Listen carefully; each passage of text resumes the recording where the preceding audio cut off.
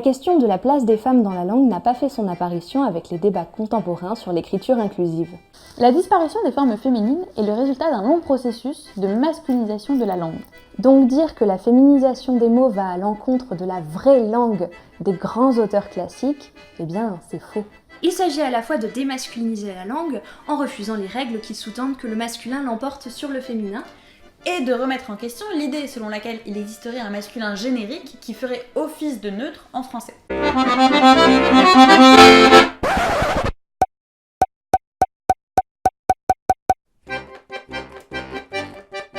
novlangue à la con! Emoji caca, emoji caca, emoji caca! À l'argument, l'écriture inclusive est un novlangue, que répondre? Dans le roman 1984 de George Orwell, le novlangue, au masculin, est un langage tronqué qui vise à limiter les capacités de la pensée en limitant les possibilités de la langue. L'écriture inclusive vise à tout le contraire. Elle cherche à donner la possibilité au langage de réintégrer les femmes dans la langue. Par ailleurs, ce qui est sous-entendu dans l'idée que l'écriture inclusive serait un novlangue, c'est qu'il ne faut pas que la langue évolue. Or, la langue évoluera, qu'on le veuille ou non. Ce qui dérange dans l'écriture inclusive, c'est finalement sa portée politique. Qualifier l'écriture inclusive de novlangue, c'est supposer qu'elle induit une déformation de la réalité. Or, ce n'est pas une déformation de la réalité, les femmes existent, si, je vous jure. Si le patriarcat, c'est-à-dire une forme d'organisation sociale et politique fondée sur la détention du pouvoir par les hommes, est un état de fait, l'écriture inclusive est l'un des moyens pour y remédier. Elle permet de concrétiser dans la langue la mixité du monde. Oui, bon, enfin quand même, l'écriture inclusive, c'est vraiment super moche. Le cauchemar de l'écriture inclusive. Il n'y a plus de phrases, juste des mots en miettes au nom du respect. La langue n'est pas belle en soi. Elle est d'abord un moyen de communication. Ce qui peut être beau, c'est ce que l'on en fait. Une œuvre littéraire peut être belle, mais ce n'est pas la langue dans laquelle elle est écrite, en l'occurrence le français, qui fait qu'elle sera belle ou non. C'est plutôt la manière dont son auteur ou son autrice se saisit de cette langue. D'ailleurs, dire qu'une langue est belle peut mener à de dangereuses dérives. Pourquoi une langue serait plus belle qu'une autre? Bon, ok, d'accord, mais c'est lisible quand même. C'est une bonne nouvelle que l'écriture inclusive reste bannie des textes officiels, car elle rend des textes inaccessibles à nombre de nos concitoyens.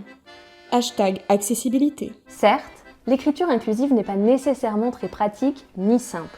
Or, l'usage vise toujours à la simplification. Il faut donc, en effet, faire un effort pour penser à démasculiniser la langue. On a pu objecter à l'écriture inclusive, surtout l'usage des points, points médians et tirets, qu'elle était un obstacle à la lecture, particulièrement pour les personnes dyslexiques. Il n'existe cependant que très peu d'études pour l'instant et rien ne le prouve. Les personnes dyslexiques ont des difficultés pour déchiffrer l'écriture de manière générale.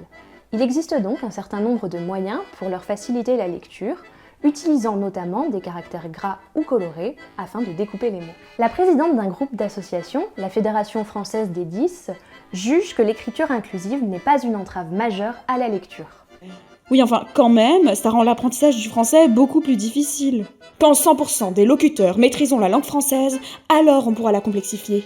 Pour l'heure, on en est loin. Les règles du français ont toujours été compliquées, et disons-le, tirées par les cheveux. Ce n'est pas en refusant d'apprendre aux élèves que le masculin l'emporte toujours sur le féminin que l'on va compliquer à outrance la langue.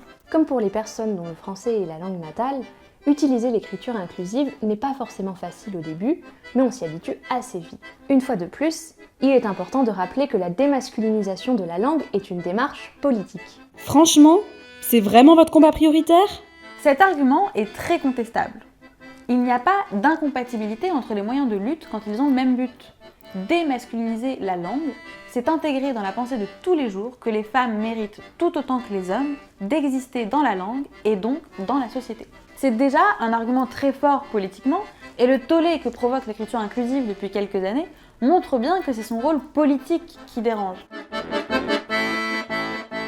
Il y a plusieurs façons de démasculiniser la langue, et on peut même le faire sans utiliser un point médian. Ce ne sont ici que des exemples et des propositions. L'écriture inclusive n'a pas vocation à fixer de nouvelles règles. Elle n'est pas assertive. Elle vise à questionner la langue et à proposer un point de vue politique et militant. Première étape, utiliser les ressources qui sont déjà à notre disposition. On peut par exemple féminiser les noms de métiers. Autrice, chef-e, professeur-re. On peut aussi privilégier les termes épicènes, c'est-à-dire des termes qui ont la même forme au féminin et au masculin, afin d'éviter l'emploi du masculin générique. Par exemple, le mot élève a la même terminaison au féminin et au masculin. Vous pouvez aussi tout simplement dédoubler les termes. Les étudiantes et les étudiants, toutes et tous, celles et ceux. Deuxième étape, marquer dans la langue les accords inclusifs. Pour marquer l'accord inclusif, on utilise généralement un élément de ponctuation pour montrer que l'on accorde à la fois au masculin et au féminin pluriel.